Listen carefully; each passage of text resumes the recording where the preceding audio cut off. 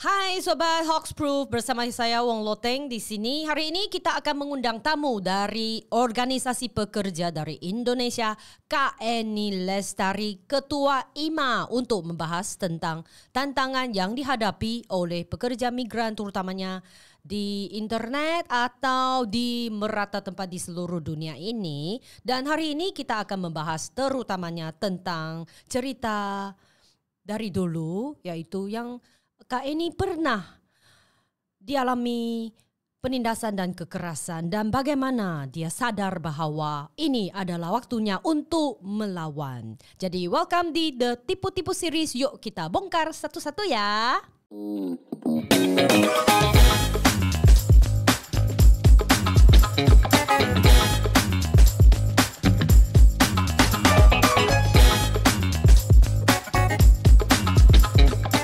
Oke, salam sejahtera. Selamat mendengar acara kita ini. Halo Kak Eni. Halo Kak Wong. Selamat datang di Taiwan. Terima kasih, selamat datang lagi di Taiwan. Hari ini ya kita ada kesempatan ini untuk mendengar lebih mendalam lagi tentang memang cerita-cerita dari kehidupan Kak Eni ya. Bagaimana dulunya memang juga TKI di Hong Kong ya. Dan sekarang sudah menjadi pejuang dan juga ketua pemimpin di IMA ya. Jadi pertama-tama kita tanyakan dulu ya, Kak Eni kini sudah memimpinnya International Migrant Alliance yaitu IMA. Jadi apa arti IMA bagi Kak Eni dan apa peran Kak Eni di organisasi ini? Jadi International Migrants Alliance atau IMA, kalau dalam bahasa Inggris kita nyebutnya AMA, itu sebuah aliansi global yang terbangun tahun 2008. Ya. 80% anggotanya itu kelompok-kelompok pekerja migran, imigran, dan pengungsi. 20% itu lembaga-lembaga sosial yang mendukung suara dan perjuangan migran. Nah, di IMA ini saya menjadi ketua sejak awal. Jadi sudah sejak 2008 sampai sekarang. 2008 ya? Ya, jadi saya pendiri tapi juga ketua sampai sekarang. Dan salah satu yang IMA perjuangkan dan itu yang menjadi satu komitmen itu adalah bagaimana suara migran itu yang dari lokal, dari Taiwan, dari Hong Kong itu bisa masuk ke global. Dan salah satu yang kami target itu adalah United Nations atau Perserikatan Bangsa-Bangsa. Lembaga-lembaga global seperti ILO ya, Organisasi Perburuhan Dunia, dan semua lembaga global yang memang mengurusi migrasi. Makanya salah satu tugas saya dan peran saya di IMA itu adalah melakukan pengumpulan suara-suara dari migran dari berbagai benua, enggak hanya di Asia ya, dari Eropa, Amerika, Kanada, Latin Amerika ya. Kemudian dari situ permasalahannya kita angkat ke atas menjadi satu campaign atau kampanye bersama, dan disitulah nanti peran saya masuk ke gedung-gedung PBB ataupun lembaga internasional lainnya untuk membawanya gitu. Nah, peran lainnya itu adalah dari informasi yang ada di atas ini. Saya juga berkewajiban untuk saya dan pengurus-pengurus lain, kami ada 17 pengurus global. 17 dan semua di Indonesia? Enggak, ini global. Indonesianya cuma saya. Gitu. Tapi mereka perwakilan di semua negara. Nanti informasi yang kami dapatkan dari global kami turunkan lagi ke komunitas di bawah, karena isu migrasi itu ternyata sudah dibahas di atas. Nanti di bawah itu tinggal menjalankan. Nah, tapi kita kan tidak tahu gitu. Jadi ini memang kerja yang sangat berat ya, karena ini ada perbincangan antara semua wakil-wakil dari global dan juga harus ditransferkan ya, informasi-informasi ini harus diturunkan ya ke dasar itu. Ya benar, makanya moto kami itu adalah globalizing the local and localizing grounding the global. Gitu. Jadi ini hubungan dua arah yang penting sekali bagi migran, karena banyak hal itu kita tidak bisa pahami kenapa banyak aturan di banyak negara itu sangat merugikan. Tapi begitu kita masuk ke ranah global, kita jadi paham ini memang desain internasional. Gitu, karena mereka membutuhkan tenaga kerja murah, profit yang lebih tinggi, jenis tenaga yang lebih seperti ini, misalnya kita butuh orang-orang IT atau kita butuh orang-orang caregiver atau perawat, suster misalnya kayak Jepang, kayak Jerman. Nah di situ baru kelihatan ternyata ini semua transaksi internasional. Dan memang kalau dikatakan berat tentunya ya, karena bertahun-tahun kami benar-benar berjuang memahami sistem global. Untuk memahami saja aja dulu, ya. Memahami. Jadi kalau misalnya saya masuk keluar gedung PBB atau gedung-gedung internasional lainnya, itu sebenarnya untuk memahami mereka gitu, apa yang sebenarnya mereka bahas, yang mereka inginkan, yang mereka rencanakan. Kemudian saya juga kami tuh harus melakukan rapat untuk mengecek apa yang ada di lapangan. Ternyata di Asia seperti ini aturannya berubah, atau di Amerika misalnya sekarang Donald Trump sedang banyak melakukan deportasi ya.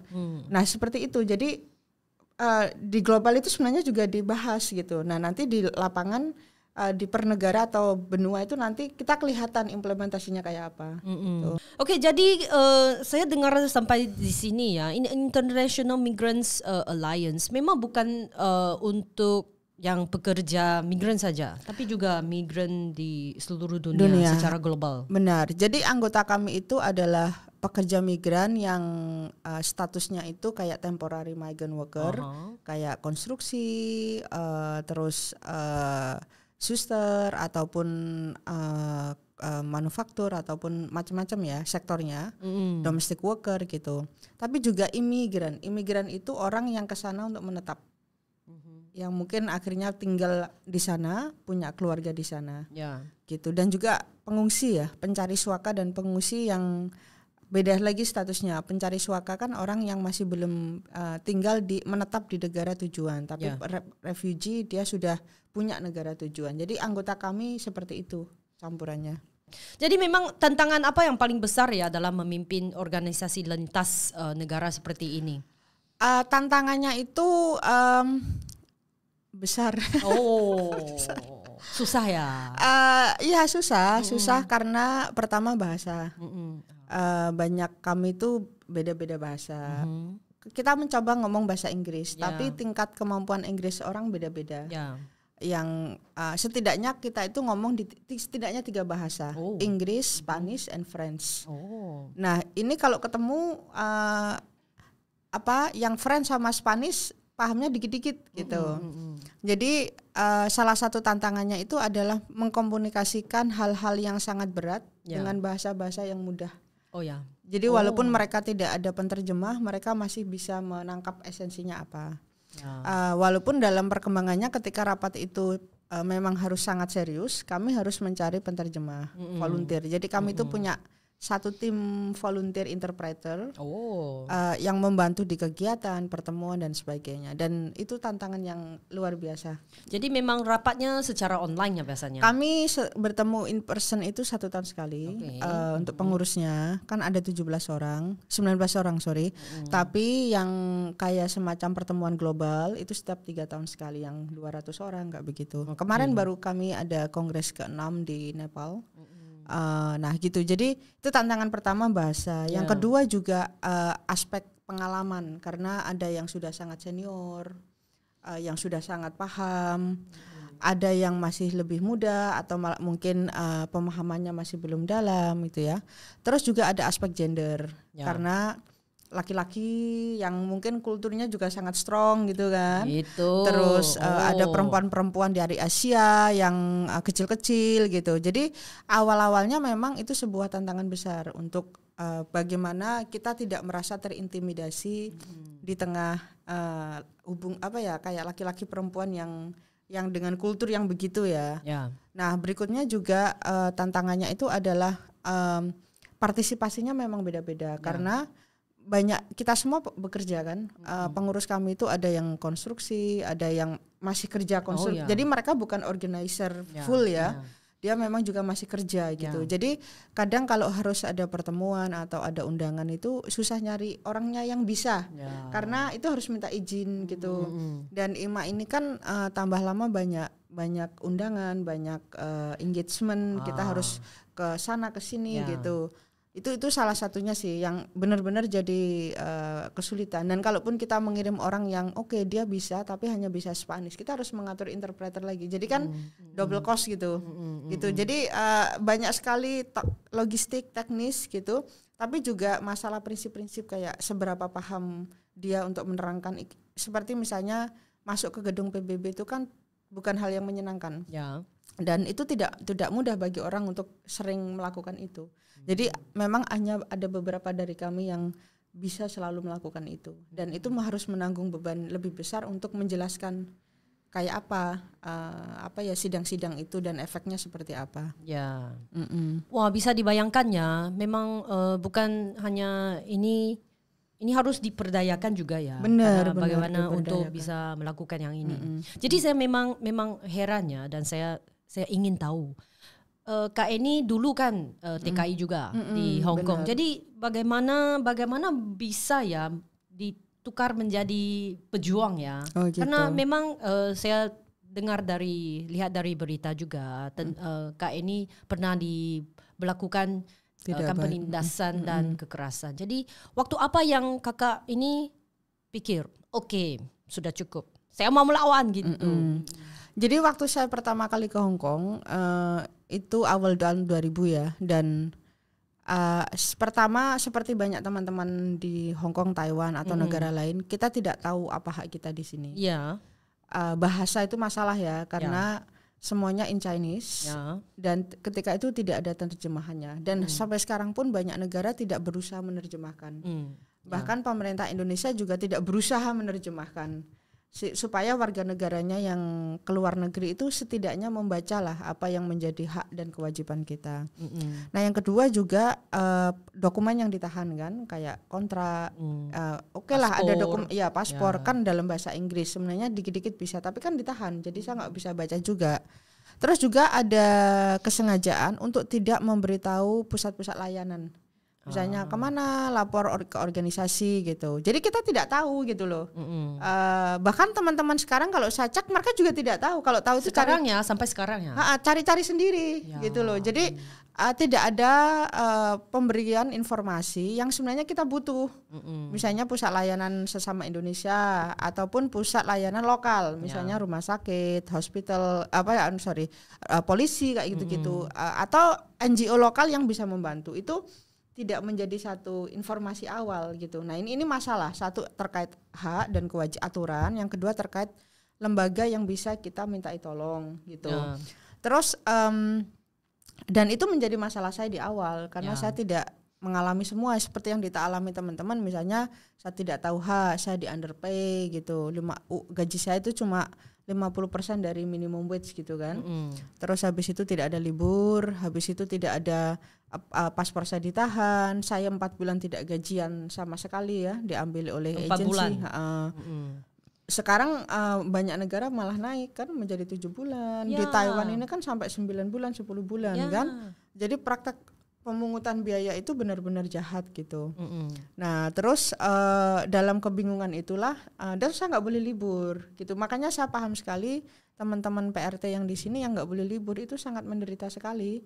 Karena kita kan juga manusia ya, kadang butuh stress relief, perlu jalan-jalan ketemu saudara, teman-teman. Ini memang kalimat yang sangat kuat ya. Kami juga manusia. Iya, kita juga manusia. Jadi istilahnya ada teman saya bilang begini, ayam saja kalau kita kurung berhari-hari dia selalu akan berteriak gitu kan.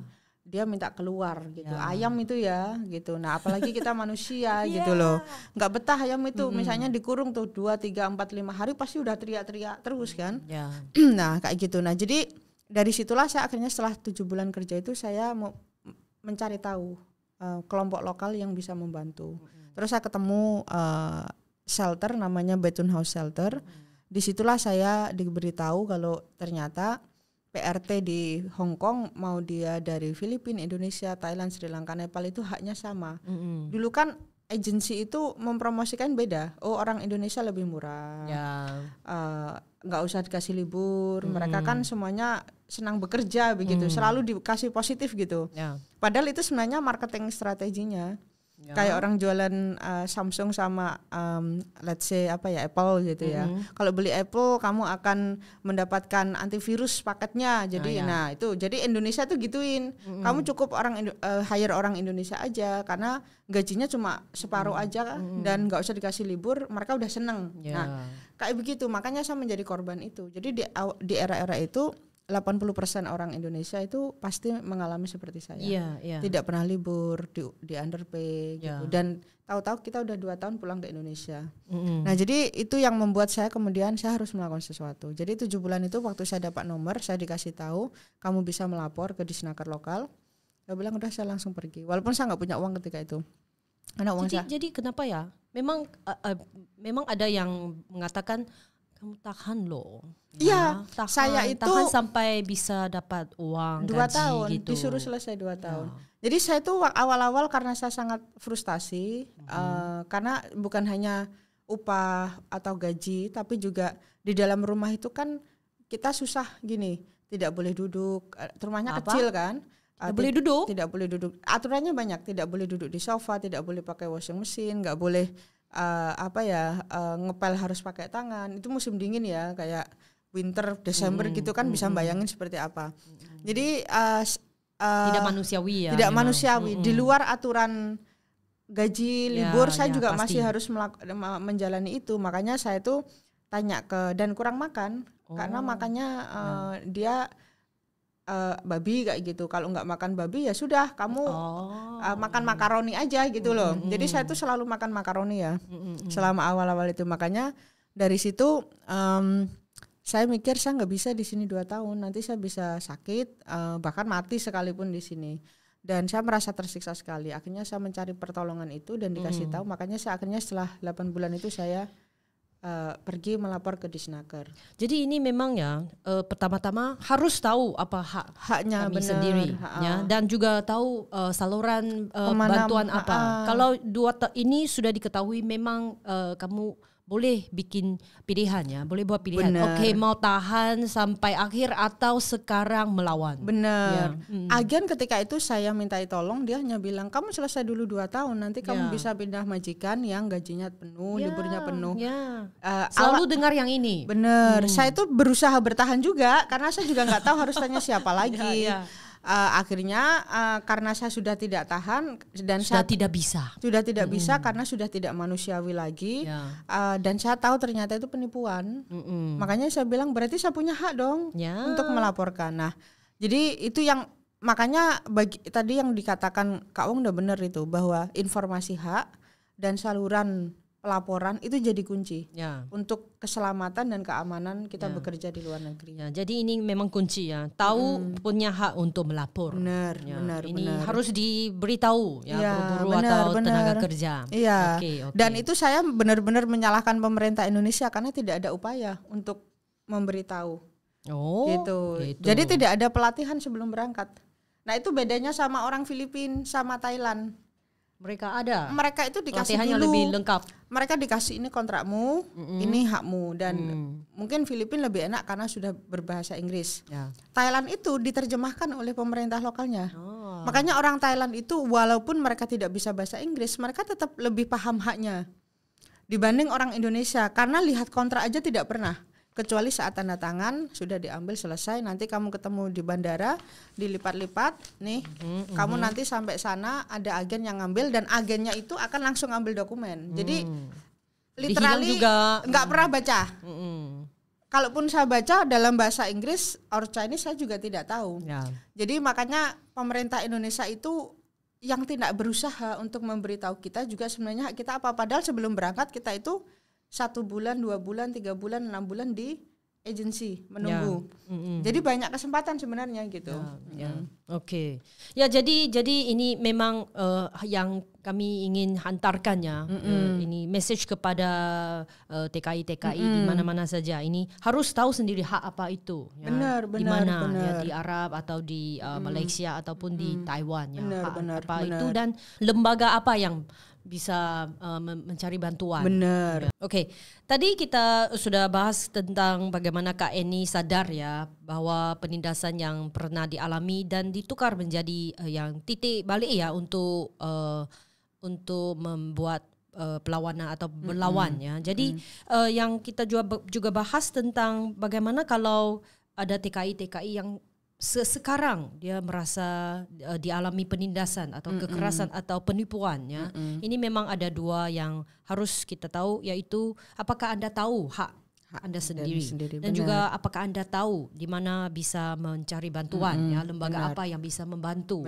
Memang di mana-mana saja memang ada ya lembaga-lembaga NGO ataupun dari pemerintah tempatan juga ada ya, saluran begini. Jadi harus tahu. Tapi Kak Eni tadi juga sangat keras ya. Jadi ini adalah salah pemerintah yang Indonesia juga, karena pada awal harus diberitahu TKI yang akan keluar ke negeri untuk tahu haknya sendiri. Ya. Jadi bagaimana sekarang pelakuannya? Jadi kalau dari segi pemerintah Indonesia masih belum ya. Sekarang sebenarnya ada sedikit perbaikan. Setidaknya mungkin mereka yang government to government ya, yang tanpa agensi, pemerintah kan terpaksa memberikan terpaksa pelatihan dan orientasi sendiri gitu. Tapi mayoritas kan masih lewat agensi ya, di semua sektor lah. Dan itu tidak ada monitoring, apakah itu sudah disosialisasikan, apakah ada pelatihan gitu. Jadi pemerintah itu pengalaman sampai sekarang itu melakukan namanya pre-departure orientation. Nah, pre-departure orientation itu cuma beberapa jam aja, Kak. Nih, kamu haknya ya gajinya sekian gitu. Tapi kan berbeda ketika kamu dikasih kontrak yang itu isinya secara detail, hakmu apa. Apalagi dalam bahasa Indonesia kan. Orang kan harusnya setelah orientasi itu dia dikasih bukunya gitu. Buku ya. Bukunya atau terjemahan kontraknya dan apapun terkait aturan negara tujuan gitu. Sehingga setelah pulang dia juga bisa baca sendiri kan. Atau menyediakan semacam layanan informasi terkait negara tujuan itu aturannya kayak apa gitu. Nah, ini masalah besar di Indonesia. Ya, gak apa-apa karena apa yang bisa kita lakukan di sini, karena kami sekarang di Taiwan ya. Jadi apa yang kita bisa menyeru juga untuk pemerintah di Taiwan atau sektor-sektor atau perusahaan di Taiwan ya. Apa yang kami bisa minta yaitu apa? Yaitu sebenarnya pemerintah Taiwan ini penting untuk mereka yang baru datang itu harusnya juga dikasih pelatihan terkait aturan, bukan hanya seperti agency orientation lah, namanya post arrival orientation. Kenapa? Karena kalau terjadi sesuatu pemerintah Taiwan juga ribet kan, gitu. Jadi dan ini Taiwan gitu loh, ini negara mereka, artinya mereka juga bisa mencegah atau meminimalkan dampak-dampak pelanggarannya gitu. Nah, caranya bagaimana? Ya begitu datang pemerintah Taiwan memberikan pelatihan. Kan banyak orang Taiwan yang bisa bahasa Indonesia, artinya menjadi pelatih gitu. Sesuai aturan kayak apa yang harus dilakukan, tahapannya kalau melapor ke polisi bagaimana caranya. Itu kan bisa. Gitu. Tapi kan pemerintah Taiwan juga ya udah terserah agensi. Memang. Gitu. Nggak mau pusing lah gitu. Ini yang memang bisa dilakukan oleh pemerintah Taiwan dari Kementerian Pekerja yang bisa meminta seperti perusahaan-perusahaan harus memberikan seperti 3 hari orientation sebelum masuk kerja, masuk pabrik atau apa. Ya harus sesuai lingkungannya. Dan sesuai dengan tempat kerja. Misalnya dia pabrik atau dia PRT atau apa, itu kan beda kondisi. Gitu. Nah, itu yang menurut kami tanggung jawab negara seperti Taiwan ataupun negara lain itu sangat buruk sekali. Cuma diambil masuk, terserah kamu mau hidup, mau tidak hidup, mau susah, mau kesulitan, mengalami diskriminasi atau pelanggaran, your problem. Ini menjadi problem besar sebenarnya. Ya, jadi saya memang yakin ya ada banyak yang bisa kita lakukan. Seperti Kak Eni sudah sebagai pemimpin ya di IMA, jadi bisa lakukan apa yang seperti penyeruan ataupun tadi yang bilang kita membuat kerja lintas negara. Tapi kalau dari segi saya atau kami pekerja atau sosial di Taiwan, memang kita juga bisa lakukan sedikit. Ya, kita menyuruh pemerintah Taiwan untuk melakukan sesuatu. Memang ada yang bisa kami lakukan di sini untuk kebaikan memang semua orang. Oke, jadi hari ini saya sangat bermanfaat ya sudah mendengar cerita dari Kak Eni ini, sangat menyentuh hati saya sendiri. Terima kasih Kak. Ada apa yang bisa Kak Eni di sini menyeru ya kepada mungkin pemerintah Taiwan hari ini ya.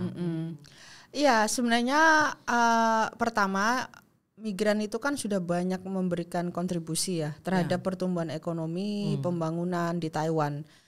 Kayaknya tanpa migran nggak mungkin deh Taiwan bisa secepat ini dalam pertumbuhan ekonomi. Karena kan dari tahun 70-80 yang masih terbelakang, masih sangat unindustrialized atau belum terindustri, sekarang sudah punya industri yang begitu besar dan kuat. Dan itu dari mana? Yang mengerjakan itu kan dari orang-orang migran semua. Ya.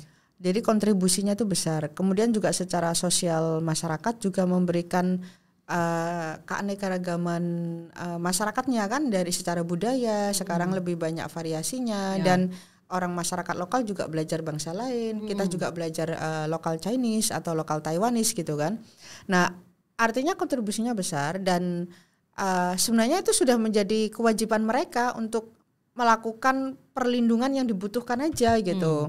Mulai dari tadi post arrival orientation untuk informasi. Informasi itu kalau migran itu hidup dan mati, tahu kan? Kalau tidak tahu bagaimana dia menolong diri dia sendiri. Itu. Yang kedua juga harus menyediakan layanan-layanan yang dibutuhkan jika ada masalah. Seperti misalnya di Taiwan atau negara-negara lain itu tidak menyediakan shelter ketika mereka butuh gitu. Jadi teman-teman ini kalau tidak ke organisasi lokal atau sesama migran, mereka tidak punya layanan tempat tinggal ketika harus kabur dari kekerasan fisik, seksual, ataupun misalnya pelanggaran kontrak.